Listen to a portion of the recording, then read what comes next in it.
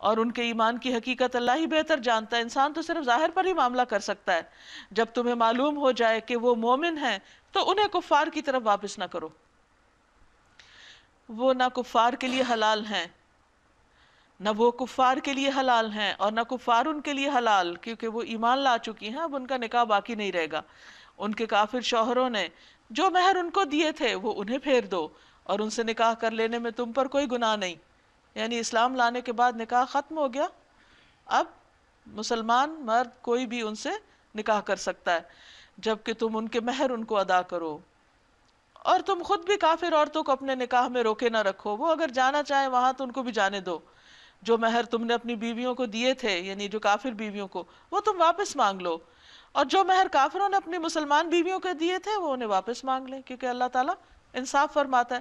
یہ اللہ کا حکم ہے، وہ تمہارے درمیان فیصلہ کرتا ہے، اور اللہ علیم اور حکیم ہے. اور اگر تمہاری کافر بیویوں کے مہروں میں سے کچھ تمہیں کفار سے واپس نہ ملے، اور پھر تمہاری نوبت آئے تو جن لوگوں کی بیویاں ادھر رہ گئی تھی ان کو اتنی رقم ادا کر دو جو ان کے دیے ہوئے مہروں کے برابر ہو. اس خدا سے ڈرتے رہو جس پر تم ایمان لائے ہو. یعنی دوستی کا معاملہ ہو یا دشمنی کا، ہر حال میں اللہ کے احکام کی حفاظت کرو، پابندی کرو. اے نبی صلی اللہ علیہ وسلم، جب تمہارے پاس مومن عورتیں بیعت کرنے کے لیے آئیں، یعنی وہاں سے آ گئی ہجرت کر کے، اب وہ اپنے ایمان اور اپنے باقی جو دین کے احکامات کی پابندی کا وعدہ کرنے لگی ہیں، اور اس بات کا عہد کریں کہ وہ اللہ کے ساتھ کسی کو شریک نہ کریں گی، چوری نہ کریں گی، زنا نہ کریں گی، اپنی اولاد کو قتل نہ کریں گی، اپنے ہاتھ پاؤں کے آگے کوئی بہتان لا کر کھڑا نہ کریں گی، اور کسی نیکی کے کام میں تمہاری نافرمانی نہیں کریں گی، تو ان سے بیعت لے لو اور ان کے حق میں اللہ سے دعائیں مغفرت کرو. یقیناً اللہ درگزر کرنے والا اور رحم فرمانے والا ہے. حضرت عائشہ فرماتی ہیں کہ اللہ کی قسم، آپ کے ہاتھ نے کسی عورت کا ہاتھ بیعت لیتے وقت کبھی نہیں چھوا. آپ ان سے زبانی بیعت کرتے ہوئے کہتے تھے کہ میں نے ان مذکورہ باتوں پر تم سے بیعت لی ہے.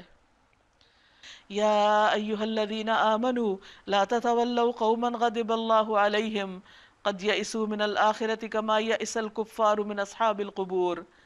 اے لوگوں جو ایمان لائے ہو، ان لوگوں کو دوست نہ بناؤ جن پر اللہ نے غضب فرمایا ہے. یہود کی طرف اشارہ ہے، کیونکہ ان کے اوپر بے حسی چھا گئی، ایک طویل مدت گزر گئی ان پر، اور انہوں نے اپنے ایمان کی تجدید نہیں کی، نبی صلی اللہ علیہ وسلم کی بات نہیں مانی، تو پھر اللہ تعالیٰ ان سے ناراض ہوا. جو آخرت سے اسی طرح مایوس ہیں جس طرح قبروں میں پڑے ہوئے کافر مایوس ہیں، یعنی آخرت پر ایمان نہیں رکھتے، تو ایسے لوگوں سے دوستی اور تعلق جو ہے پھر تمہارے اندر بھی وہی صفات پیدا کر دے گا، اس لیے منع کیا جا رہا ہے. سورۃ الصف. بسم اللہ الرحمن الرحیم. شروع اللہ کے نام سے جو بہت مہربان نہایت رحم فرمانے والا ہے. سبح للہ ما فی السماوات وما فی الارض وہو العزیز الحکیم. اللہ کی تسبیح کی ہے ہر اس چیز نے جو آسمانوں اور زمین میں ہے. ایک ایک ذرہ، ایک ایک چیز اپنے رب کو پہچانتی ہے اور اس کو یاد کرتی ہے اور اس کی پاکی بیان کرتی ہے، اور وہ غالب اور حکیم ہے. یا ایھا الذین آمنوا، اے لوگو جو ایمان لائے ہو، لم تقولون ما لا تفعلون، تم وہ بات کہتے کیوں ہو جو کرتے نہیں ہو. اللہ کے نزدیک یہ سخت ناپسندیدہ حرکت ہے کہ تم کہو وہ بات جو کرتے نہیں. یعنی یہ مومن کی نہیں، منافق کی صفت ہوتی کہ اس کے قول اور فعل میں تضاد ہوتا ہے. وہ بات کرتا ہے تو جھوٹ بولتا ہے. جیسے ایک حدیث میں آتا ہے منافق کی 3 نشانیاں ہیں. اگرچہ وہ نماز پڑھتا ہو، روزہ رکھتا ہو اور مسلمان ہونے کا دعویٰ کرتا ہو. کتنی سخت بات ہے یہ، اور یہ بخاری اور مسلم کی حدیث ہے. لیکن یعنی نماز روزہ کرنے کے باوجود جب بولے تو جھوٹ بولے، وعدہ کرے تو خلاف ورزی کرے، اور جب کوئی امانت اس کے سپرد کی جائے تو وہ اس میں خیانت کر دے. یعنی عہد کی خلاف ورزی کے علاوہ عہدوں کی جو ذمہ داری ہے اس کو بھی نہ پہچانے، وہ بھی ایک امانت ہوتے ہیں، یا مالی امانت، کوئی بھی چیز. تو اصل بات یہ ہے کہ کسی چیز کی حقیقت اگر ہم بدل دیتے ہیں یا یہ کہتے ہیں کہ وہ چیز ویسے نہیں ہے جو وہ اصل میں ہے، تو ہم اپنے آپ کو بھی دھوکہ دیتے ہیں، دوسرے کو بھی. مثلا لکڑی لکڑی ہے، لوہا لوہا ہے. اگر آپ لوہے کو لکڑی سمجھیں اور اٹھا کر کسی کی طرف پھینکیں تو اس کا اثر تو کچھ اور ہوگا.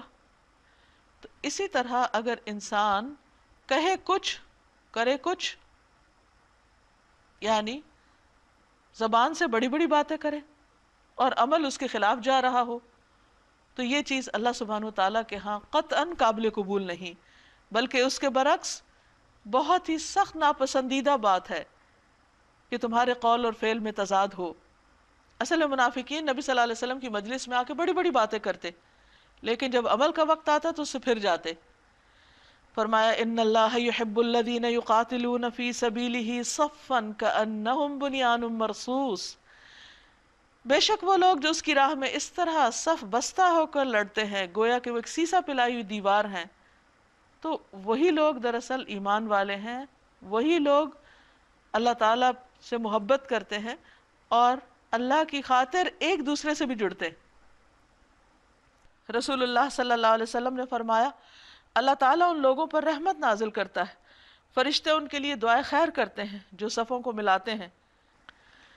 کیونکہ جب کسی صف کے اندر ایسے لوگ موجود ہوں جو اس صف کو توڑنے والے ہوں یا اس کا حق ادا کرنے والے نہ ہوں، تو اس سے بہت سارے لوگوں کے اندر مشکل پیدا ہو سکتی. مثلا اگر ایک صف ایسی ہے کہ جس کا کام ہے دوسرے لوگوں کو پروٹیکٹ کرنا، اور اگر اس میں سے کچھ لوگ اپنی جگہ چھوڑ دیں تو کیا پروٹیکشن وہ دے گی؟ کوئی بھی وال اگر کچی ہے تو وہ گر کے باقی لوگوں کی ہلاکت کا سبب بنے گی. تو اللہ تعالیٰ مسلمانوں کے اندر یہ کمزوریاں نہیں دیکھنا چاہتا، وہ یہ چاہتا ہے کہ مسلمان آپس میں اپنے دلوں میں بھی اور اپنے عقیدے میں بھی اور اپنے مقاصد میں ایک دوسرے کے بہترین ساتھی ہوں اور ایک دوسرے کو دھوکہ نہ دیں. وَإِذْ قَالَ مُوسَىٰ لِقَوْمِهِ يَا قَوْمِ لِمَ تُؤْذُونَنِي وَقَدْ تَعْلَمُونَ أَنِّي رَسُولُ اللَّهِ إِلَيْكُمْ. یاد کرو موسیٰ علیہ السلام کی وہ بات جو اس نے اپنی قوم سے کہی تھی، اے میری قوم کے لوگو تم کیوں مجھے اذیت دیتے ہو حالانکہ تم خوب جانتے ہو کہ میں تمہاری طرف اللہ کا بھیجا ہوا رسول ہوں. پھر جب انہوں نے ٹیڑھ اختیار کی تو اللہ نے ان کے دل ٹیڑھے کر دیے، اور اللہ فاسقوں کو ہدایت نہیں دیتا. یعنی اللہ کا یہ طریقہ نہیں کہ لوگ خود ٹیڑھی راہ چلنا چاہیں اور اللہ زبردستی ان کو سیدھے رستے پر لائے، وہ نافرمانی کرنا چاہے اور اللہ ان کو کہے نہیں تم نافرمانی نہیں کرو، ہدایت کے رستے پہ چلو. تو جو شخص خود نہیں سیدھے رستے پہ چلنا چاہتا اللہ اس کو زبردستی نہیں لاتا. موسیٰ علیہ السلام کی مثال یہاں کیوں دی گئی؟ اس لیے کہ موسیٰ علیہ السلام بنی اسرائیل کی طرف بھیجے گئے جو اس وقت ایک زوال یافتہ قوم تھی، فرعونیوں کی غلامی میں رہی تھی. ان کے اندر کوئی اخلاق اور کردار باقی نہیں رہا تھا، کیونکہ جو ترقی یافتہ قومیں ہوتی ہیں وہ اپنے وعدے کی پابند ہوتی ہیں، جو کہتی ہیں وہ کرتی ہیں. لیکن بنی اسرائیل اپنی کمٹمنٹ نہیں نبھاتے تھے، وہ عہد کرنے کے بعد خلاف ورزی کر دیتے. اور جو قوم عہد کر کے خلاف ورزی کر دے تو وہ حق سے اور بھی زیادہ دور ہو جاتی، وہ پھر سیدھے رستے پہ چلنے کے قابل نہیں رہتی. اسی لیے اللہ تعالیٰ فرماتے ہیں کہ ایسے لوگوں پر اللہ ہدایت بھی نہیں دیتا. اس کے بعد عیسیٰ علیہ السلام کی بات کی گئی. وَإِذْ قَالَ عِيسَى ابْنُ مَرْيَمَ يَا بَنِي إِسْرَائِيلَ إِنِّي رَسُولُ اللَّهِ إِلَيْكُمْ. موسیٰ علیہ السلام آغاز میں آئے تھے جب انہوں نے بنی اسرائیل کو فرعون کی غلامی سے نجات دی. پھر طویل عرصہ ان پر گزرا، بیچ میں ایسے پیغمبر آئے کہ جنہوں نے بنی اسرائیل کو بہت عروج پر پہنچایا، ان کے اندر اچھے اچھے رہنما بھی آئے، ان کی حالت میں بہتری بھی ہوئی. لیکن پھر ایک لمبا عرصہ گزرنے کے بعد ان کے اندر پھر زوال آ گیا. انہوں نے پیغمبروں کو قتل کرنا شروع کر دیا، زکریا علیہ السلام کو، یحییٰ علیہ السلام کو، عیسیٰ علیہ السلام کو قتل کرنے کی سازشیں کرنے لگے. تو اللہ سبحانہ وتعالیٰ نے اس دور میں ان پر آخری حجت تمام کرنے کے لیے عیسیٰ علیہ السلام کو بھیجا تھا، اور عیسیٰ علیہ السلام نے آ کے ان کو بتایا کہ بنی اسرائیل میں تمہاری طرف رسول بنا کر بھیجا گیا ہوں. یاد کرو عیسیٰ ابن مریم کی وہ بات جو اس نے کہی تھی، اے بنی اسرائیل میں تمہاری طرف اللہ کا بھیجا ہوا رسول ہوں، تصدیق کرنے والا ہوں اس تورات کی جو مجھ سے پہلے آئی ہوئی موجود ہے، اور بشارت دینے والا ہوں ایک رسول کی جو میرے بعد آئے گا جس کا نام احمد ہوگا. مگر جب وہ ان کے پاس کھلی کھلی نشانیاں لے کر آئے تو انہوں نے کہا یہ سری دھوکا ہے. یعنی بنی اسرائیل نے جو اس وقت کی مسلمان قوم تھی اللہ کے رسول کو بلیم کرنا شروع کر دیا، کہا یہ دھوکا ہے، ایسی کوئی بات نہیں. اب بھلا اس شخص سے بڑا ظالم اور کون ہوگا جو اللہ پر جھوٹے بہتان باندھے، یعنی اللہ کے بھیجے ہوئے نبی کو جھوٹا قرار دے اور کہے کہ جو کلام اللہ کی طرف سے تم ہمیں سنا رہے ہو یہ تم نے خود ہی کہیں سے گھڑ لیا ہے۔ اب بھلا اس شخص سے بڑا ظالم اور کون ہوگا جو اللہ پر جھوٹے بہتان باندھے حالانکہ اسے اسلام یعنی اللہ کے آگے سر تسلیم خم کرنے کی دعوت دی جا رہی ہو۔ ایسے ظالموں کو اللہ ہدایت نہیں دیا کرتا۔ اب یہاں سے یہ بھی پتہ چلتا ہے کہ عیسیٰ علیہ السلام نے بھی لوگوں کو اسلام کی دعوت دی تھی کہ لوگوں اللہ کے آگے جھک جاؤ۔ یہ لوگ اپنے منہ کی پھونکوں سے اللہ کے نور کو بجھانا چاہتے تھے، اور اللہ کا فیصلہ یہ ہے کہ اپنے نور کو پورا کر کے رہے گا، خواہ کافروں کو یہ کتنا ہی ناگوار کیوں نہ ہو۔ هو الذی ارسل رسولہ بالہدی ودین الحق لیظہرہ علی الدین کلہ ولو کرہ المشرکون، وہی تو ہے جس نے اپنے رسول کو ہدایت اور دین حق کے ساتھ بھیجا تاکہ اسے پورے کے پورے دین پر غالب کر دے، خواہ مشرکین کو یہ کتنا ہی ناگوار کیوں نہ ہو۔ یا ایہا الذین آمنوا، اب اہل ایمان سے خطاب ہے، هل ادلکم علی تجارت تنجیکم من عذاب علیم، اے لوگو جو ایمان لائے ہو میں تمہیں بتاؤں تم کو وہ تجارت جو تمہیں دردناک عذاب سے بچا لے۔ تجارت ایک ایسی چیز ہے جس میں پہلے دیا جاتا ہے، انویسٹ کیا جاتا ہے۔ مثلا آپ کوئی بھی بزنس شروع کرنا چاہتے ہیں تو پہلے آپ پیسہ لگاتے ہیں، وقت لگاتے ہیں، پوری صلاحیتیں لگاتے ہیں، پھر آپ کو نفع ملتا ہے۔ بالکل یہی حال ہے اللہ کے دین کی خدمت کا۔ جب آپ اللہ کے دین کی مدد کرتے ہیں تو پھر آپ پہلے اپنا وقت، سرمایہ، صلاحیتیں، ہر چیز لگاتے ہیں، قربانیاں کرتے ہیں، پھر اللہ سبحانہ وتعالیٰ آپ کو دنیا میں بھی آخرت میں بھی ترقی عطا کرتا ہے۔ نبی صلی اللہ علیہ وسلم نے ابو ایوب انصاری سے کہا، کیا میں تمہیں ایک تجارت کے بارے میں نہ بتاؤں؟ انہوں نے کہا کیوں نہیں؟ آپ نے فرمایا جب لوگوں میں جھگڑا فساد ہو تو ان کو آپس میں ملا دو، اور جب وہ آپس میں ایک دوسرے سے دور ہو جائے تو انہیں قریب کر دو۔ تو اللہ تعالیٰ فرماتے ہیں کہ کیا میں تمہیں بتاؤں ایک تجارت جس سے تم دردناک عذاب سے بچ جاؤ گے؟ وہ تجارت کیا ہے؟ تؤمنون باللہ ورسولہ، تم اللہ اور اس کے رسول پر ایمان لاؤ، وتجاہدون فی سبیل اللہ، اور اللہ کے راستے میں جہاد کرو، باموالکم وانفسکم، اپنے مالوں اور اپنی جانوں سے، ذالکم خیر لکم ان کنتم تعلمون، یہی تمہارے لیے بہتر ہے اگر تم جانو، یعنی یہ تجارت دنیا کی ساری تجارتوں سے بہتر ہے، اس میں نفع ہر چیز سے بڑھ کر ہے کہ تم ایمان لانے کے بعد اللہ کے دین کے لیے لوگوں تک پہنچانے کے لیے اپنی جان اور مال لگاؤ، اپنے آپ کو اس راہ میں گھلاؤ۔ لیکن عام طور پر انسان خود غرض واقع ہوا ہے، جب اللہ تعالیٰ اس کو نعمتیں دیتا ہے تو وہ کیا چاہتا ہے کہ وہ اپنی ذات میں اچھا ہو، اس کا گھر اچھا ہو، اور پھر دنیا کو ہی اپنی آرام گاہ بنا لینا چاہتا ہے، جبکہ اللہ نے اصل خوشی کی جگہ مومن کے لیے آخرت رکھی ہے۔ دنیا میں مومن اپنی ضرورت پوری کرتا ہے اور اس کے بعد وہ اللہ کے بندوں کی بھلائی کے کام کرتا ہے، ان کو اللہ کی پہچان کراتا ہے، اللہ کے دین کے بارے میں بتاتا ہے۔ وہ ایسی زندگی نہیں گزارتا کہ جس میں ساری کی ساری اس کی توجہ صرف اپنی ذات کی طرف ہو، وہ سیلف سینٹرڈ نہیں ہوتا، وہ لوگوں کی خیر اور بھلائی کے کام کرتا ہے، وہ صرف اپنے لیے چند وظائف کر کے جنت کمانے کی فکر نہیں کرتا، بلکہ وہ اللہ کے دین کو لوگوں تک پہنچا کر ان کی آخرت کی بھلائی کے لیے بھی فکر کرتا ہے۔ وہ ہر ایک کے لیے تڑپتا ہے، چاہے کوئی اس کا مخالف ہو، چاہے اس کا کوئی دوست ہو، وہ ہر ایک کی خیر چاہتا ہے۔ اور یہی طریقہ سب سے بہترین طریقہ ہے، یغفر لکم ذنوبکم، اس طریقے سے کیا ہوگا؟ تمہارے گناہ، کوتاہیاں، غلطیاں معاف ہو جائے گی، وَيُدْخِلْكُمْ جَنَّاتٍ تَجْرِي مِن تَحْتِهَا الْأَنْهَارُ، وہ تمہیں ایسے باغوں میں داخل کرے گا جن کے نیچے نہریں بہ رہی ہوں گی، وہاں تو پھر آرام ہی آرام ہے، نہ کوئی دکھ، نہ کوئی بیماری، نہ کوئی تکلیف، اس لیے اس آرام کی خاطر آج قربانی کر لو۔ وَمَسَاكِنَ طَيِّبَةً فِي جَنَّاتِ عَدْنٍ، اور پاکیزہ گھر، عمدہ گھر ہمیشہ کی جنت میں۔ عام طور پر انسان اپنے گھروں سے بڑی محبت کرتا ہے اور ان کو جنت کا نمونہ بنا دینا چاہتا ہے، لیکن جب انسان اپنے مال کو اپنے گھر پہ لگانے کے بجائے اللہ کے راستے میں لگا دیتا ہے تو ہو سکتا ہے کہ گھر کے عیش آرام میں کچھ کمی آ جائے، لیکن اللہ کے ہاں جو ہمیشہ کے لیے پاکیزہ گھر ملیں گے جس میں کسی قسم کی کوئی تکلیف اور پریشانی نہ ہوگی، وہ اللہ نے وعدہ کر رکھا ہے ایسے لوگوں کے لیے۔ وہ زیادہ بہتر گھر ہے. ذالک الفوز العظیم، یہ ہے بہت بڑی کامیابی. واخری تحبونها، اور دوسری چیز جس سے تم محبت کرتے ہو، نصر من اللہ وفتح قریب، اللہ کی مدد اور قریبی فتح، وہ بھی ملے گی، دنیا کے فائدے بھی ملیں گے. وبشر المؤمنین، اور مومنوں کو بشارت دے دو. یا ایھا الذین آمنو، اے لوگو جو ایمان لائے ہو، کونو انصار اللہ، اللہ کے مددگار بن جاؤ. یعنی اللہ کے دین کو دنیا تک پھیلانے کے لیے اپنی کوششیں، اپنے محنت اور اپنے جان مال لگا دو. کما قال عیسی ابن مریم للحواریین، جس طرح عیسی ابن مریم نے حواریوں سے کہا تھا، من انصاری اللہ، کون ہے اللہ کی طرف بلانے میں میرا مددگار. حواریوں نے جواب دیا، ہم ہیں اللہ کے مددگار، ہم آپ کے ساتھ مل کر لوگوں کو اللہ کی طرف بلائیں گے. اس وقت بنی اسرائیل کا ایک گروہ ایمان لایا اور دوسرے گروہ نے انکار کر دیا. پھر ہم نے ان ایمان لانے والوں کو ان کے دشمنوں کے مقابلے میں مدد دی اور وہی غالب ہو کر رہے. یعنی اللہ ہی کا نام بلند ہے، اور اللہ ہی کے نام کو بلند کرنے والوں کو اللہ تعالیٰ دنیا میں بھی عزت دیتا ہے.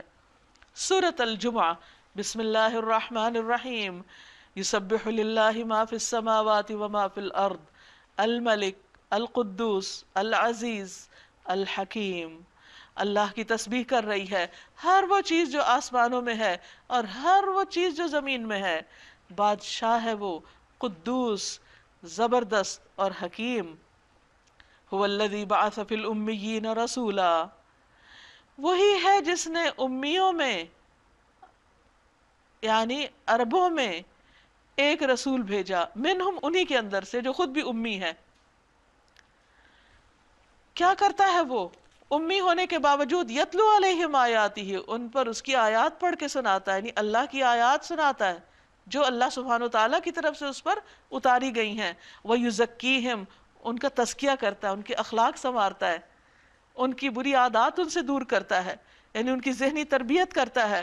وَيُعَلِّمُهُمُ الْكِتَابَ وَالْحِكْمَةَ، اور انہیں کتاب اور حکمت کی تعلیم دیتا ہے. یہ ہے کرنے کا کام جو اللہ کے رسول صلی اللہ علیہ وسلم نے کیا فرسٹ جنریشن کے ساتھ، کہ ان کو کتاب بھی پڑھ کے سنائی، ان کو اس کی تعلیم بھی دی. پھر حکمت جو آپ صلی اللہ علیہ وسلم کی باتیں تھی جو قرآن کی وضاحت میں یا اس کے علاوہ لوگوں کی زندگیاں سنوارنے میں، ان کی تعلیم دی، باقاعدہ اس کو لکھا گیا اور اسے آگے پہنچایا گیا. اور پھر اس کے ساتھ ساتھ ان کے اخلاق، ان کی شخصیتوں کو سنوارا گیا. کیونکہ اگر علم بہت سارا بھی ہو مگر وہ عمل میں کہیں نظر نہ آئے تو اس کا فائدہ نہیں ہوتا. اس لیے جو بھی نبی صلی اللہ علیہ وسلم کے وارث ہیں اس کام میں، دین کے معلمین ہیں، ان کو بھی یہی کام کرنے کی ضرورت ہے اور اسی پر اپنا فوکس کرنے کی ضرورت، کہ وہ ایک طرف اللہ کی آیات سنائیں، وہ سکھائیں، دوسری طرف کتاب کی تعلیم دیں یعنی قرآن مجید کی، اور تیسری طرف حکمت کی اور اس کے ساتھ ساتھ اخلاقی تربیت پر خوب زور دیں. وَإِن كَانُوا مِن قَبْلُ لَفِي ضَلَالٍ مُبِينٍ، اور اس سے پہلے وہ لوگ کھلی گمراہی میں مبتلا تھے یقینی طور پر. یعنی جب تک پیغمبر نہیں آئے تھے بہت سی اخلاقی خوبیاں ہونے کے باوجود وہ لوگ سیدھے رستے پر نہیں تھے. وَآخَرِينَ مِنْهُمْ لَمَّا يَلْحَقُوا بِهِمْ، اور اس رسول صلی اللہ علیہ وسلم کی بعثت ان دوسرے لوگوں کے لیے بھی ہے جو ابھی ان سے نہیں ملے. یعنی آپ صرف اہل مکہ کے لیے نہیں رسول بنا کے بھیجے گئے تھے، یہ صرف عربوں کے رسول نہیں تھے، آپ سب کے رسول ہیں، ان کے بھی جنہوں نے آپ سے ابھی ملاقات نہیں کی. وَهُوَ الْعَزِيزُ الْحَكِيمُ، اور وہ زبردست ہے، حکمت والا ہے. ذَلِكَ فَضْلُ اللَّهِ يُؤْتِيهِ مَن يَشَاءُ، یہ اللہ کا فضل ہے جسے چاہتا ہے دیتا ہے، اور اللہ بہت بڑے فضل والا ہے. مَثَلُ الَّذِينَ حُمِّلُوا التَّوْرَاةَ، دیکھو مسلمانوں اس دین کے ساتھ وہ نہ کرنا جو یہود نے کیا تھا. ایک طرف نبی صلی اللہ علیہ وسلم کا طریقہ تعلیم بتا دیا گیا اور دوسری طرف یہود کا طریقہ تعلیم اور جو انہوں نے علم کے ساتھ کیا. اب اس میں ہمارے لیے ایک بہت بڑی عبرت کی بات ہے، بہت کچھ سیکھنے کی. مثل الذین حملوا التوراۃ ثم لم يحملوها، مثال ان لوگوں کی جنہیں تورات اٹھوائی گئی یعنی انہیں سکھائی گئی، انہیں پڑھائی گئی، لیکن انہوں نے اس کا حق ادا نہیں کیا، اس کو صحیح معنی میں نہیں اٹھایا. مثال کیسی ہے؟ کمثل الحمار، گدھے کی طرح. یحمل اسفارا، جو بہت بوجھ اٹھائے ہوئے ہوتا ہے. کتابوں کا بوجھ اگر گدھے پہ لاد دیا جائے تو اس کو یہ نہیں پتا ہوگا کہ میرے اوپر کیا رکھا ہوا ہے، پتھر رکھے ہوئے یا کتابیں رکھی ہوئی ہیں. کیونکہ وہ اس کے اندر نہیں گر، اس کو سمجھ ہی نہیں کہ کیا ہے. اسی طرح کچھ لوگ ایک نہیں بہت کتابیں پڑھ لیتے ہیں لیکن اس میں سے کچھ بھی ان کے دل پہ نہیں اترتا، سمجھتے ہی نہیں کیا پڑھا، کیونکہ اس کے مطابق ان کا عمل نہیں بدلتا. جو چیز انسان کے دل میں اتر جائے یہ ہو نہیں سکتا کہ اس کے اخلاق میں پھر نہ آئے. تو ایک طرف اللہ کے رسول صلی اللہ علیہ وسلم نے صحابہ کرام کو اللہ کی آیات سنائی، کتاب اور حکمت کی تعلیم دی، ان کا تزکیہ کیا، اور دوسری طرف اہل کتاب نے تورات کے ساتھ یہ سلوک کیا. اور آج ہم مسلمان اپنے احوال پہ غور کریں کہ ہم قرآن مجید کے ساتھ کیا سلوک کر رہے ہیں. کیا واقعی اس کو ہم سمجھ کے پڑھ رہے ہیں، یا وہی معاملہ کر رہے ہیں جو یہود نے تورات کے ساتھ کیا کہ اس کا ایک بوجھ تو اٹھا لیا لیکن ان کے دلوں میں نہیں اتری، ان کے عمل میں نہیں آئی. تو قرآن مجید پڑھنا اگرچہ برکت کا سبب ہے لیکن اس پر غور و فکر، اس کو سمجھنا اور اس کو اپنی زندگی کا حصہ بنانا بھی ضروری ہے. تو یہ اس قوم کی مثال ہے جو آسمانی کتاب کو دل میں نہ اتارے. اس کی مثال پھر گدھے کی طرح ہے.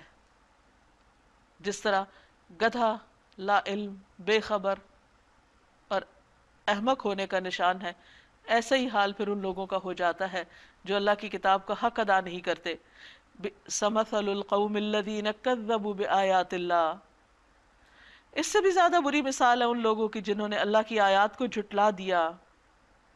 کیونکہ گدھا بیچارہ تو معذور ہے، اس کی تو سمجھ ہی نہیں ہے، لیکن جو لوگ سمجھ بوجھ رکھتے ہوئے یہ کام کرے، پڑھتے پڑھاتے ہوئے نہ سمجھ رہے، وہ تو اور بڑے ظالم ہیں. ایسے ظالموں کو اللہ ہدایت نہیں دیتا. تو کتاب پڑھ کے بھی سمجھ نہیں آتی کچھ. ان سے کہو اے لوگو جو یہودی بن گئے ہو، اگر تمہیں یہ گھمنڈ ہے کہ باقی سب لوگوں کو چھوڑ کر بس تم ہی اللہ کے پیارے ہو، تو موت کی تمنا کرو. دنیا میں کیا کرنا ہے؟ دنیا کو رہنے کی جگہ ہے. اگر اتنی ہی تم سمجھتے ہو، تمہیں زوم ہے کہ اللہ تم سے محبت کرتا ہے، تو پھر اللہ سے ملاقات کے لیے جلدی کرو.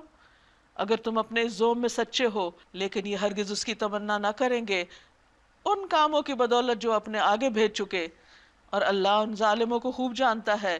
ان سے کہو جس موت سے تم بھاگتے ہو وہ تمہیں آ کر رہے گی. تم مرنا نہیں چاہتے پھر بھی موت آئے گی. مر کے مٹی میں نہیں ملنا، بلکہ اللہ کے سامنے حاضری ہوگی. اس اللہ کے سامنے جو پوشیدہ اور ظاہر کا جاننے والا ہے، وہ تمہیں بتا دے گا کہ تم کیا کچھ کرتے رہے ہو. یا ایھا الذین آمنوا اذا نودی للصلاۃ من یوم الجمعۃ فاسعوا الی ذکر اللہ. اے لوگو جو ایمان لائے ہو، جب پکارا جائے نماز کے لیے جمعہ کے دن تو اللہ کے ذکر کی طرف دوڑو، سستی سے اور سب سے آخر میں مت جاؤ، اور خرید و فروخت چھوڑ دو، یہ تمہارے لیے زیادہ بہتر ہے اگر تم جانتے ہو. یعنی اگر تمہیں معلوم ہے کہ اس کا ثواب کتنا ہے تو پھر تم پیچھے نہیں رہو گے. ایک ہوتے ہیں انسان کے اوپر دینی تقاضے اور ایک ہوتے ہیں دنیاوی تقاضے یا معاش کے تقاضے.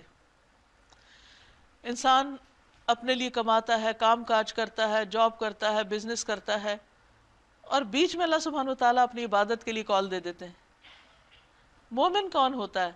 جو معاش کے تقاضوں کو نیچے رکھے اور دین کے تقاضوں کو اوپر رکھے.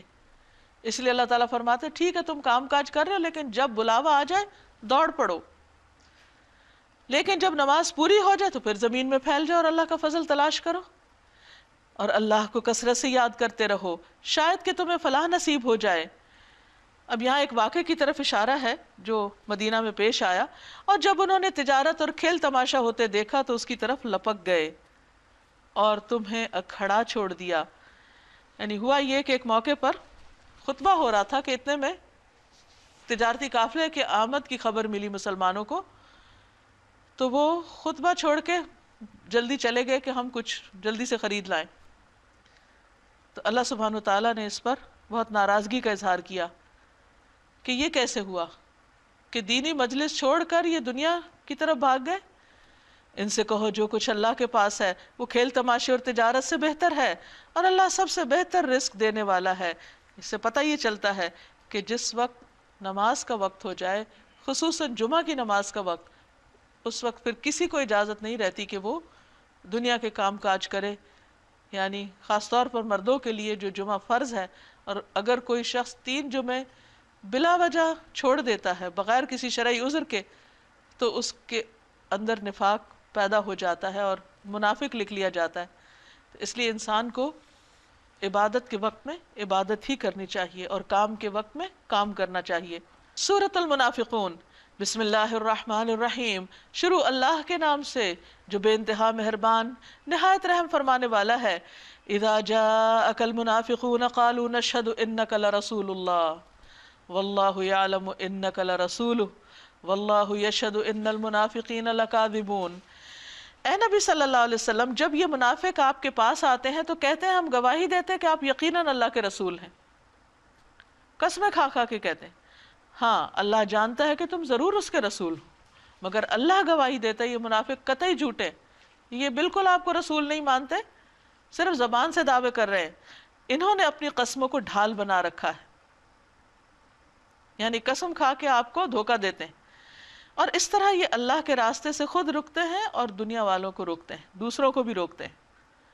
کیسی بری حرکتیں ہیں جو یہ لوگ کر رہے ہیں، کیونکہ آپ کی مجلس میں ایسی باتیں کریں گے کہ لوگ سمجھے سب سے مخلص، اور باقی باہر جا کر پھر آپ ہی کے خلاف باتیں کریں گے، اور اس طرح دوسرے لوگ جو بیچارے بیچ کے ابھی کمزور مسلمان ہیں وہ بعض اوقات ان کی باتوں میں آ جاتے ہیں۔ پھر یہ سب کچھ اس وجہ سے ہے کہ انہوں نے ایمان لا کر پھر کفر کیا، اس لیے ان کے دلوں پہ مہر لگا دی گئی، اب یہ کچھ نہیں سمجھتے۔ انہیں دیکھو تو ان کے جسے تمہیں بڑے شاندار نظر آئیں، کیونکہ ان کی ساری توجہ اپنی ذاتی خوبصورتی کی طرف ہے، بولیں تو تم ان کی باتیں سنتے رہ جاؤ، مگر اصل میں یہ گویا لکڑی کے کندے ہیں جو دیوار کے ساتھ چن کر رکھ دیے گئے ہوں، یعنی زندگی کے احساس سے آری، کسی طرح کی سمجھ سے آری، جیسے لکڑی ہے نا، اگر آپ گھنٹہ اس کو کچھ بتاتے رہیں تو اسے کچھ سمجھ نہیں آئے گی۔ یحسبون کل صیحۃ علیہم، ہر زور کی آواز کو یہ اپنے خلاف سمجھتے ہیں، یہ پکے دشمن ہیں، ان سے بچ کر رہو، اللہ کی مار ان پر، یہ کدھر الٹے پھرائے جا رہے ہیں۔ اور جب ان سے کہا جاتا ہے کہ آؤ تاکہ اللہ کا رسول تمہارے لیے مغفرت کی دعا کریں تو سر جھٹکتے ہیں، اور تم دیکھتے ہو کہ بڑے گھمنڈ کے ساتھ آنے سے رکتے ہیں، یعنی انہیں نبی صلی اللہ علیہ وسلم کے ساتھ کوئی محبت نہیں، کوئی ان کا احترام نہیں، کوئی ان کے لیے عقیدت نہیں ان کے دل میں۔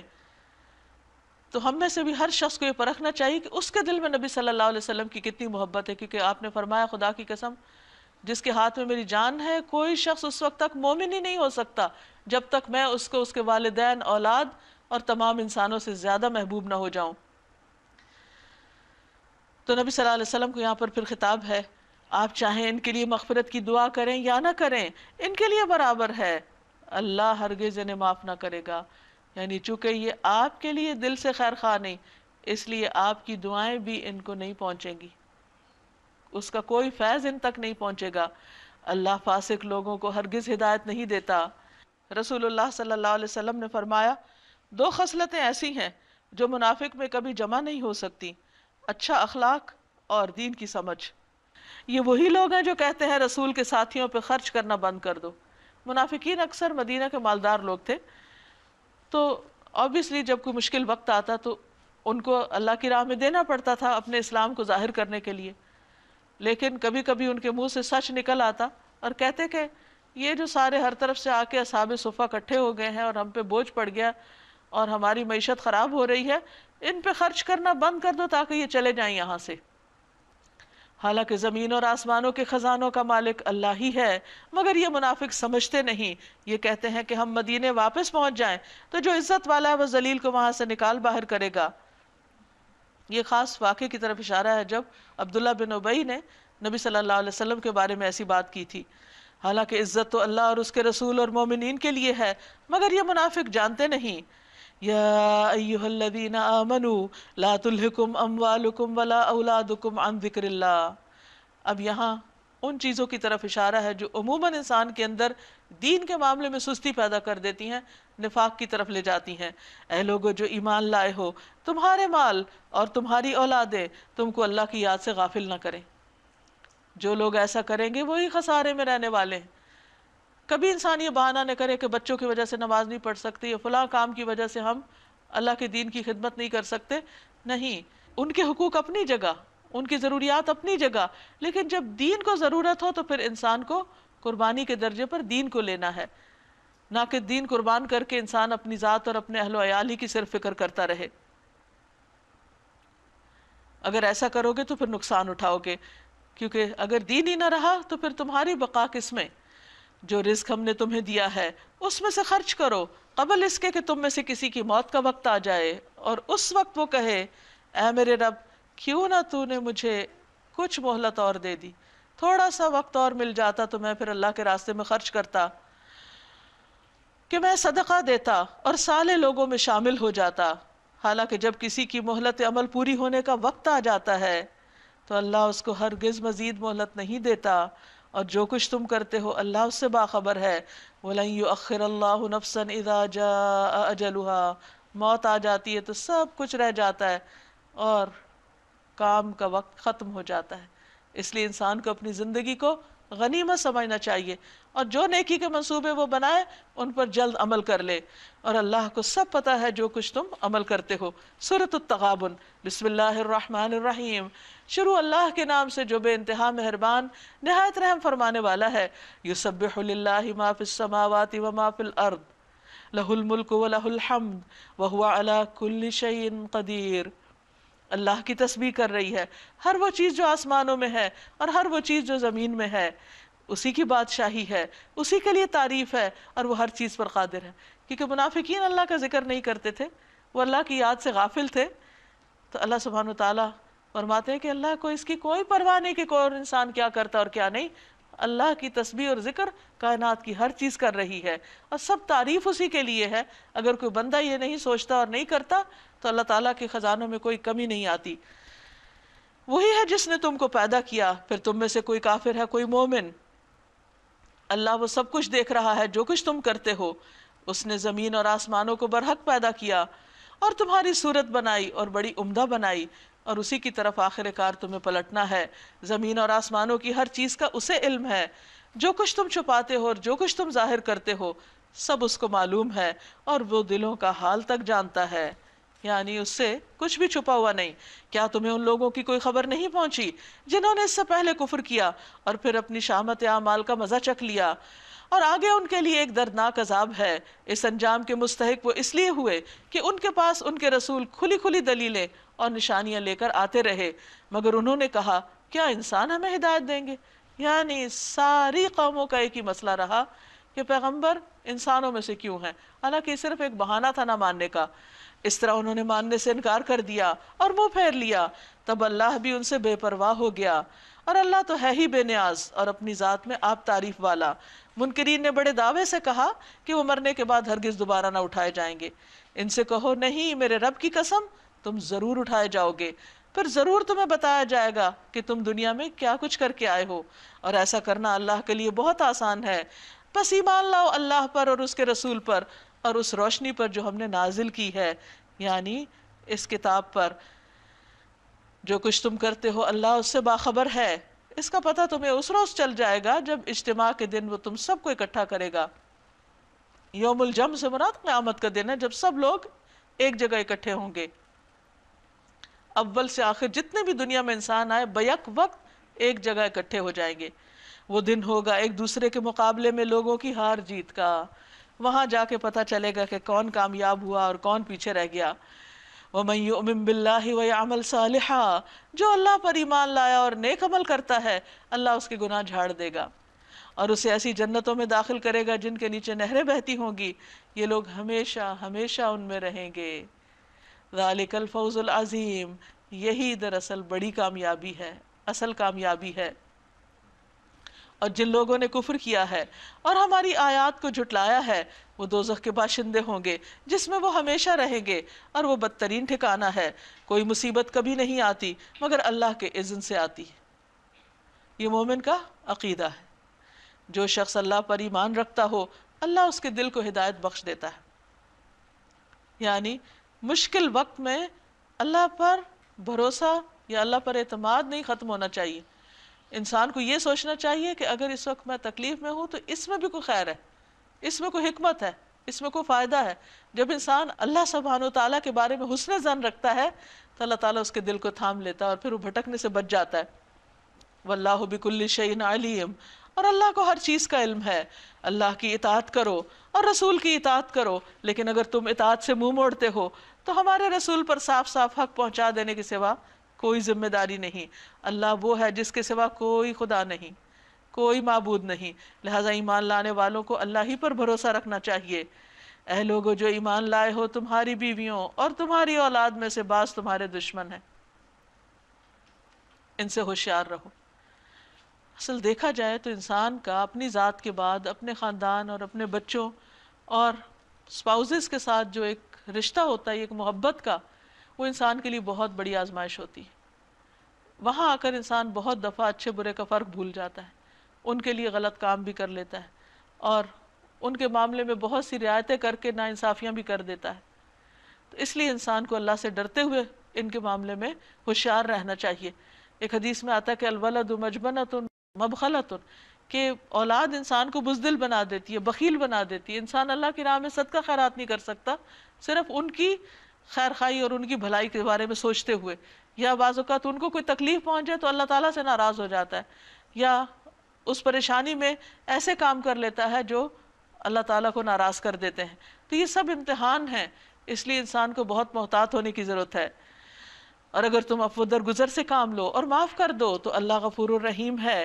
تمہارے مال اور تمہاری اولاد تو ایک آزمائش ہے، اور اللہ ہی ہے جس کے پاس بہت بڑا اجر ہے۔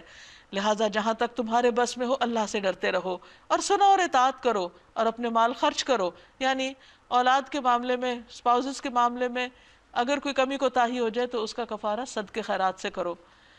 جو اپنے دل کی تنگی سے محفوظ رہ گئے بس وہی فلاح پانے والے ہیں، یعنی بخل سے کام نہیں لو۔ اگر تم اللہ کو قرض حسن دو تو وہ تمہیں کئی گنا بڑھا کر دے گا اور تمہارے قصوروں سے درگزر فرمائے گا۔ اللہ بڑا قدردان اور بردبار ہے، حاضر و غائب ہر چیز کو جانتا ہے، زبردست اور دانا ہے۔ سورۃ الطلاق، بسم اللہ الرحمن الرحیم۔ یا ایہا النبی اذا طلقتم النساء فطلقوهن لعدتهن واحصوا العدة واتقوا الله ربكم۔ اے نبی صلی اللہ علیہ وسلم، جب تم لوگ عورتوں کو طلاق دو تو انہیں ان کی عدت کے لیے طلاق دیا کرو، یعنی ایسے وقت میں طلاق دو جب وہ پاکی کی حالت میں ہو، اور طلاق دینے کے وقت سے پھر عدت کو کاؤنٹ کرو، باقاعدہ اس کا حساب رکھو اور عدت کے زمانے کا ٹھیک ٹھیک شمار کرو، اور اللہ سے ڈرو جو تمہارا رب ہے، کیونکہ یہ قانونی معاملہ ہے، اس میں ساری کیلکولیشن صحیح طور پر ہوں گی۔ زمانہ عدت میں تم انہیں ان کے گھروں سے نہ نکالو، نہ وہ خود نکلیں، کیونکہ اللہ سبحانہ وتعالیٰ چاہتا ہے کہ یہ گھر بنا رہے کسی طرح، یہ نہ ٹوٹے۔ تو اگر عورت فوراً نکل جائے گی تو پھر جب آنکھ ہو جل پہاڑ ہو جل، پھر انسان جب ایک دوسرے سے جدائی ہو جاتا ہے تو اس کی ضرورت بھی محسوس نہیں ہوتی پھر۔ تو اس لیے کہا کہ انہیں گھروں سے نہ نکالو، پاس ہی رکھو، ان کا نان نفقہ بھی اٹھاؤ جب تک کہ معاملہ بالکل اختتام کو نہ پہنچ جائے، الا یہ کہ وہ کسی صریح برائی کی مرتکب ہوں۔ اللہ کی مقرر کردہ حدیں ہیں یہ، اور جو کہ اللہ کی حدوں سے تجاوز کرے گا وہ اپنے آپ پر خود ظلم کرے گا، یعنی عورت کو کمزور پا کر اسے ذلیل نہ کرو، اسے چھوٹی چھوٹی بات پر طلاق کی دھمکی نہ دو، یا بلا وجہ طلاق دے کر اسے گھر سے مت کک آؤٹ کرو۔ اگر تم نے کسی طرح بھی ظلم کیا تو اللہ پکڑنے والا ہے۔ تم نہیں جانتے شاید اس کے بعد اللہ موافقت کی کوئی صورت پیدا کر دے، کیونکہ انسان کے حالات ایک جیسے نہیں رہتے، دل ایک طرح نہیں ہوتا، کبھی کسی پہ غصہ آ جاتا ہے اور کبھی محبت بھی ہوتی ہے اس سے، کیونکہ دل تو الٹ پلٹ ہوتا ہی رہتا ہے۔ تو اس لیے صرف غصے کی حالت میں یا ناراضگی کی حالت میں لیا ہوا کوئی ایکشن ایسا نہ ہو کہ جس پر تم آخر میں بہت پچھتاؤ۔ اس لیے سٹیپ بائی سٹیپ طلاق دو اور انتظار کرو، اور اس دوران بھی حسن سلوک جاری رکھو۔ پھر جب وہ اپنی عدت کی مدت کے خاتمے پہ پہنچیں تو یا انہیں بھلے طریقے سے اپنے نکاح میں روک لو یا بھلے طریقے سے ان سے جدا ہو جاؤ، دونوں صورتوں میں معروف، دونوں صورتوں میں نیکی کا رویہ۔ اور دو ایسے آدمیوں کو گواہ بنا لو جو تم میں سے صاحب عدل ہوں، اور اے گواہ بننے والوں ٹھیک ٹھیک اللہ کے لیے گواہی دو۔ یہ باتیں ہیں جن کی تم لوگوں کو نصیحت کی جاتی ہے، ہر اس شخص کو جو اللہ اور یوم آخرت پر ایمان رکھتا ہو۔ یعنی انسانی زندگی میں اختلاف ہو جاتا ہے، دل دور ہو جاتے ہیں، جدائیاں ہو جاتی ہیں، لیکن ان میں بھی احسان کی روش ضروری ہے۔ جو کوئی اللہ سے ڈرتے ہوئے کام کرے گا اللہ اس کے لیے مشکلات سے نکلنے کا کوئی راستہ پیدا کر دے گا۔ یہ ہے تقویٰ کا فائدہ۔ انسانوں کے ساتھ انسان کے تعلقات صرف اس بنا پہ ٹھیک رہ سکتے ہیں جب دل میں اللہ کا ڈر ہو، ورنہ انسان اگر مقابلے پہ آ جائے اور دوسرے کو ذلیل کرنے پہ آ جائے اور خدا کا خوف نہ ہو تو پھر کبھی حدوں تک نہیں رکے گا، حدیں پار کر جائے گا اور خود اللہ کے غضب کا مستحق ہو جائے گا. لیکن جو اللہ سے ڈرتے ہوئے معاملہ کرے گا، اللہ سبحانہ وتعالیٰ اس کے لیے آئندہ آسانیاں پیدا کر دے گا، اس کے حالات درست کر دے گا، اس کے لیے کوئی بہتر صورت پیدا کر دے گا، اور ایسے راستے سے اس کو رزق دے گا جدھر سے اس کا گمان بھی نہ جاتا ہوگا. جو اللہ پر بھروسہ کرے اللہ اس کو کافی ہے. وَمَن يَتَوَكَّلْ عَلَى اللَّهِ فَهُوَ حَسْبُهُ إِنَّ اللَّهَ بَالِغُ أَمْرِهِ. اللہ اپنا کام پورا کر کے رہتا ہے. اللہ نے ہر چیز کے لیے ایک تقدیر مقرر کر رکھی ہے، لہٰذا ہمارے لیے ضروری ہے کہ ہم اس تقدیر پر ایمان رکھیں. اور تمہاری عورتوں میں سے جو حیض سے مایوس ہو چکی ہوں ان کے معاملے میں اگر تم لوگوں کو شک لاحق ہے تو تمہیں معلوم ہو کہ ان کی عدت 3 مہینے ہے. یعنی ویسے تو عدت کی مدت 3 طہر ہے، لیکن اگر کسی عورت کو پیریڈز ہی نہ ہو تو اس صورت میں 3 مہینے. اور یہی حکم ہے ان کا جنہیں ابھی حیض نہ آئے، یعنی چھوٹی بچیاں. اور حاملہ عورتوں کی عدت یہ ہے کہ ان کا وضع حمل ہو جائے، چاہے 1 دن میں ہو جائے چاہے 1 مہینے میں. وَمَن يَتَّقِ اللَّهَ يَجْعَل لَّهُ مِنْ أَمْرِهِ يُسْرًا. جو شخص اللہ سے ڈرتا ہے اللہ تعالیٰ اس کے معاملے میں سہولت پیدا کر دیتا ہے. تقوی زندگی کی مشکلات میں آسانی کا ذریعہ ہے. یہ اللہ کا حکم ہے جو اس نے تمہاری طرف نازل کیا ہے. جو اللہ سے ڈرے گا اللہ اس کی برائیوں کو اس سے دور کر دے گا اور اس کو بہت بڑا اجر دے گا. یہ تقوی کا ایک اور فائدہ بتایا گیا کہ گناہ معاف ہو جائیں گے، اجر عظیم ہو جائے گا. ان کو زمانہ عدت میں اسی جگہ رکھو. اب آپ دیکھیے کہ طلاق کا مسئلہ، اللہ سے ڈرنے کی بات، طلاق کی بات، قانونی حکم، پھر اللہ کا تقوی، کیونکہ یہ معاملات درست ہو ہی نہیں سکتے جب تک خدا کا خوف نہ ہو. ان کو زمانہ عدت میں اسی جگہ رکھو جہاں تم رہتے ہو، جیسی کچھ جگہ بھی تمہیں میسر ہو، اور انہیں تنگ کرنے کے لیے ان کو مت ستاؤ. اللہ دیکھتا ہے، اللہ جانتا ہے کہ تم کس کے ساتھ کیا سلوک کر رہے ہو. یعنی ایسا تنگ نہ کرو کہ وہ خود ہی نکل جائیں. اور اگر وہ حاملہ ہو تو ان پر اس وقت تک خرچ کرتے رہو جب تک ان کا وضع حمل نہ ہو جائے، چاہے وہ 9 مہینے کی مدت ہو. یعنی اتنی لمبے عرصے تک پھر ان کا نان نفقہ دینا ہوگا، بھلے تم ان کو طلاق دے کے الگ کرو. پھر اگر وہ تمہارے لیے بچے کو دودھ پلائیں تو ان کی اجرت انہیں دو، اور بھلے طریقے سے اجرت کا معاملہ باہمی گفت و شنید سے طے کر لو، یعنی نیگوشیٹ کر لو. لیکن اگر تم نے اجرت طے کرنے میں ایک دوسرے کو تنگ کیا تو بچے کو کوئی اور عورت دودھ پلا لے گی. یعنی جھگڑے فساد سے بچنے کی حد الوسع کوشش کی جائے. خوشحال آدمی اپنی خوشحالی کے مطابق نفقہ دے، اور جس کو رزق کم دیا گیا ہو وہ اسی مال میں سے خرچ کرے جو اللہ نے اسے دیا ہے. اللہ نے جس کو جتنا کچھ دیا ہے اس سے زیادہ کا اسے مکلف نہیں کرتا. یعنی اگر اس کی آمدنی تھوڑی ہے، اگر وہ تھوڑا بھی خرچ کرتا تو اللہ اس سے نہیں پوچھے گا. بعید نہیں کہ اللہ تنگ دستی کے بعد فراخ دستی بھی عطا فرما دے، کیونکہ خرچ کرنے سے، صدقہ کرنے سے مال اور بڑھتا ہے، کسی کو حق دینے سے اللہ تعالیٰ اور برکت ڈالتا ہے. لیکن بخل انسان کے لیے اور حرص انسان کے لیے تباہ کن ہے، اس سے پہلے کا بھی ضائع ہو جاتا ہے. کتنی ہی بستیاں ہیں جنہوں نے اپنے رب اور اس کے رسولوں کے حکم سے سرتابی کی تو ہم نے ان سے سخت محاسبہ کیا اور ان کو بری طرح سزا دی. انہوں نے اپنے کیے کا مزہ چکھ لیا اور ان کا انجام کار گھاٹا ہی گھاٹا ہے. اللہ نے آخرت میں ان کے لیے سخت عذاب مہیا کر رکھا ہے. بس اللہ سے ڈرو اے عقل والو جو ایمان لائے ہو. فاتقوا اللہ یا اولی الالباب الذین آمنوا قد انزل اللہ الیکم ذکرا. اللہ نے تمہاری طرف ذکر نازل کیا ہے، یہ نصیحت نازل کی ہے. کیا یہ عمل کے لیے نہیں؟ یہ صرف پڑھنے اور ثواب حاصل کرنے کے لیے؟ یہ تمہاری عملی زندگیوں کو سنوارنے کے لیے ہے. اور پھر ایک ایسا رسول جو تم کو اللہ کی صاف صاف ہدایات دینے والی آیات سناتا ہے تاکہ ایمان لانے والوں اور نیک عمل کرنے والوں کو تاریکیوں سے نکال کر روشنی میں لے آئے.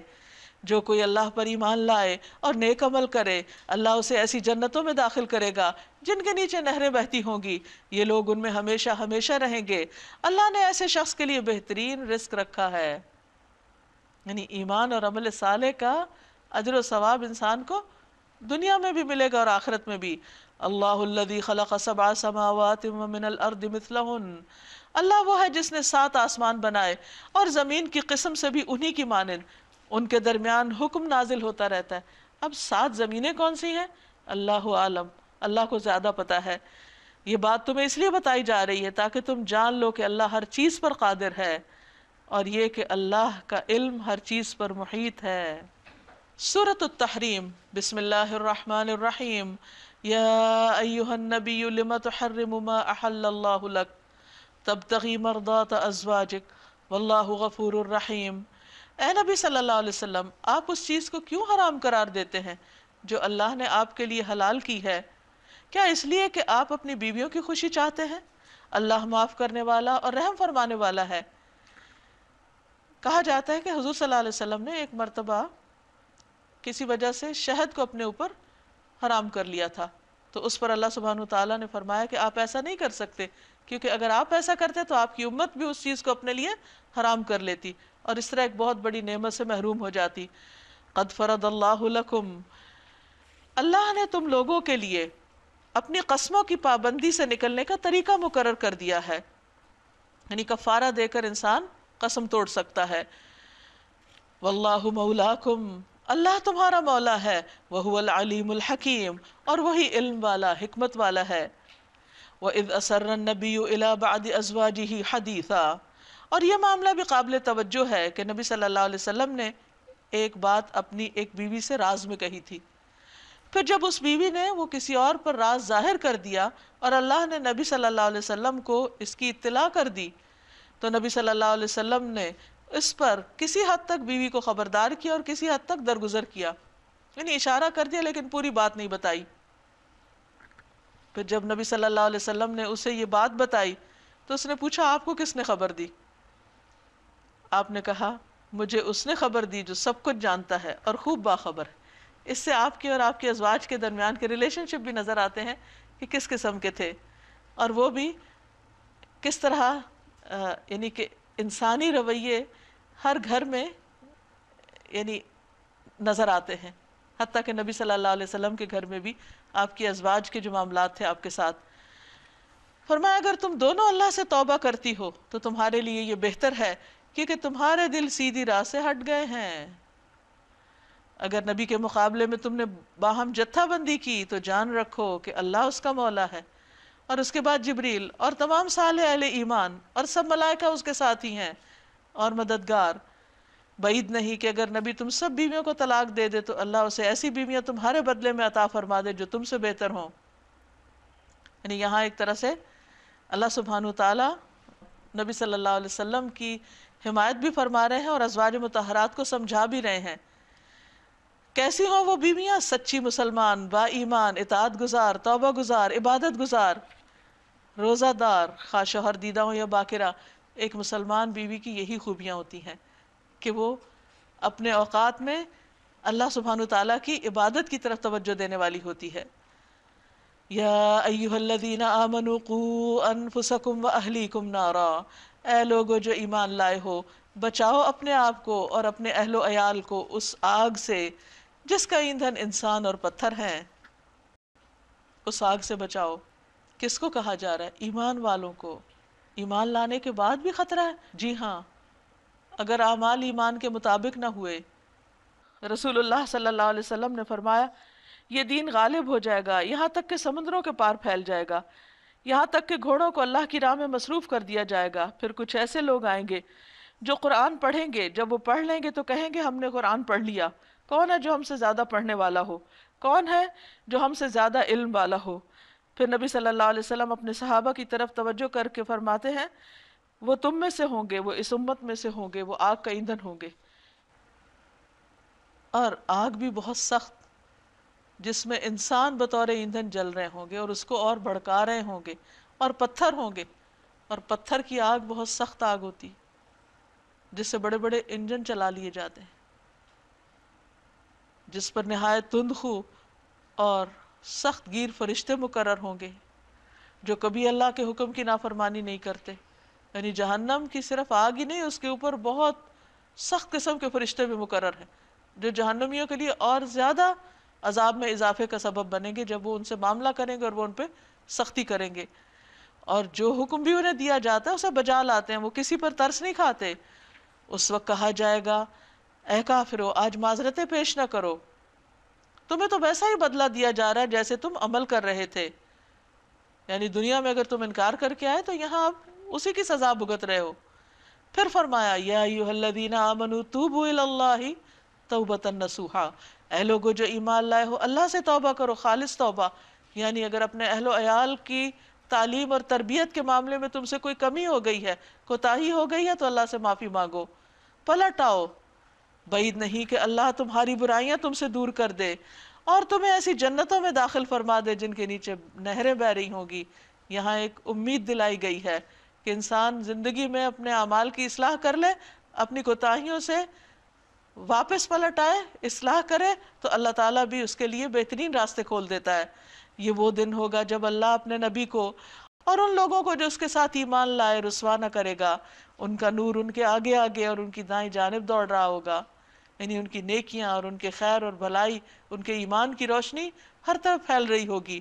وہ کہہ رہے ہوں گے ربنا اتمم لنا نورنا واغفر لنا انک علی کل شیء قدیر، اے ہمارے رب ہمارا نور ہمارے لیے مکمل کر دے، ہم سے درگزر فرما، تو ہر چیز پر قدرت رکھتا ہے. یہ دعا اس وقت کیوں مانگیں گے؟ کیونکہ ان کے آس پاس منافقین کا نور ختم ہو جائے گا. جو ابتدا میں تھوڑا سا انہیں ملے گا، بعد میں ختم ہو جائے گا، تو پریشان ہو جائے گا کہ ہم سے بھی ہمارا نور نہ چلا جائے.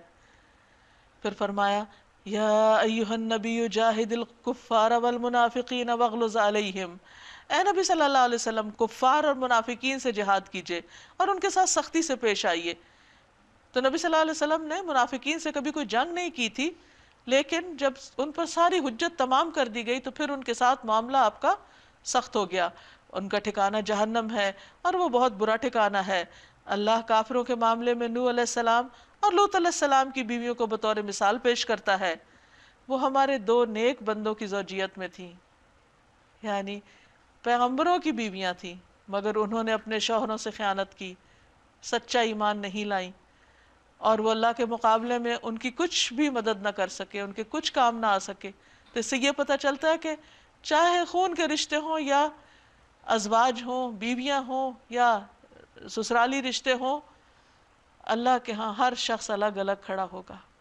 وہاں تعلق صرف وہی باقی رہے گا جو ایمان پر بیسڈ ہوگا. دونوں سے کہہ دیا گیا جاؤ آگ میں جانے والوں کے ساتھ تم بھی چلی جاؤ. یہ کس سے کہا جا رہا ہے؟ پیغمبروں کی بیویوں سے، کہ وہ اپنی بیویوں کو نہیں بچا سکے اگر انہوں نے خیانت کی، سیدھے راستے پہ نہیں چلی. اور اہل ایمان کے معاملے میں اللہ فرعون کی بیوی کی مثال پیش کرتا ہے.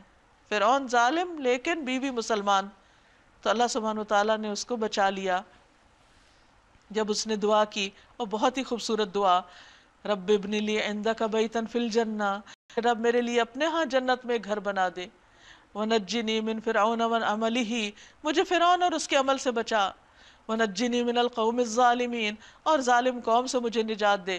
کیونکہ ان کے ایمان لانے کی وجہ سے حضرت آسیہ کے ان پر بہت زیادہ سختیاں کر دی گئی تھیں، ان کے ہاتھوں میں کیل ٹھکوا دیے گئے اور ان پر ساری جو زندگی کی نعمتیں تھیں وہ حرام کر دی گئی.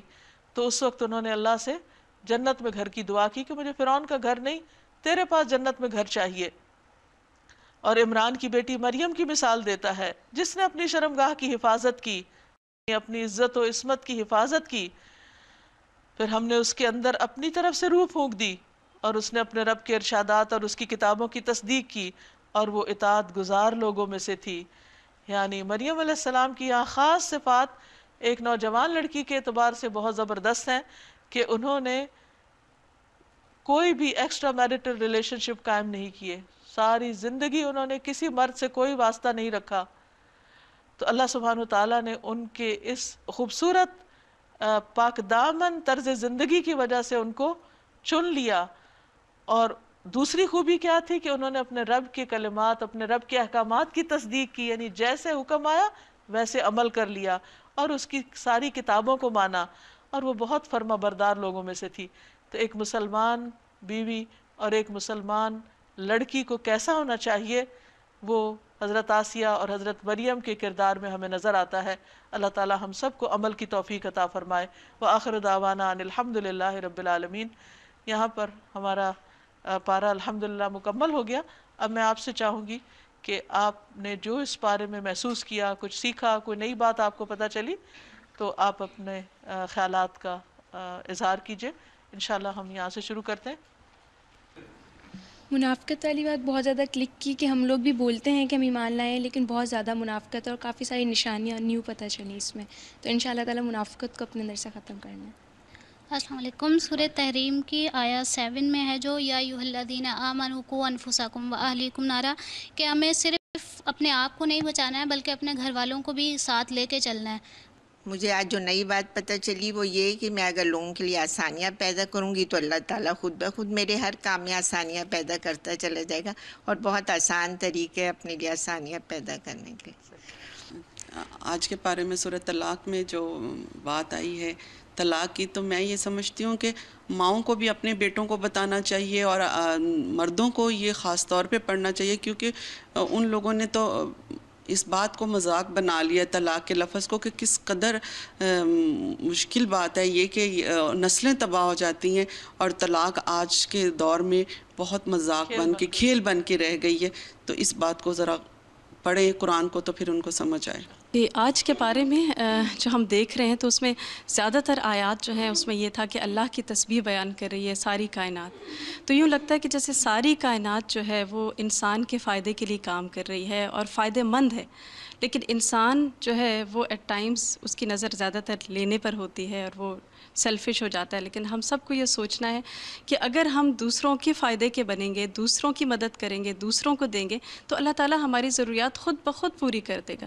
تو یہ کنوکشن جب انسان کے اندر آتی ہے تو انسان کے لیے دینا اور فائدہ مند بننا آسان ہو جاتا ہے. سورہ حشر کی آخری آیت میں اللہ تعالیٰ کا تعارف تھا اور اس کے فوراً بعد تقویٰ سے متعلق بات آتی رہی. تو جب اللہ کی پہچان ہوگی تو پھر تقویٰ آئے گا. اس کے لیے ان ناموں پہ بہت زیادہ غور و خوض کرنا چاہیے، اور یہ رب کی پہچان کا بہت بڑا ذریعہ بنتا ہے. ناظرین، اس کے ساتھ ہی ہمارے آج کے پروگرام کا وقت ختم ہوتا ہے. آپ سے اجازت چاہتے ہیں. اللہ تعالیٰ سے دعا ہے کہ ہم نے جو کچھ پڑھا ہے ہمیں اس پر عمل کی توفیق عطا فرمائے. آپ سب کے لیے دعائیں، نیک تمنائیں. السلام علیکم ورحمۃ اللہ وبرکاتہ. وعلیکم السلام ورحمۃ اللہ وبرکاتہ.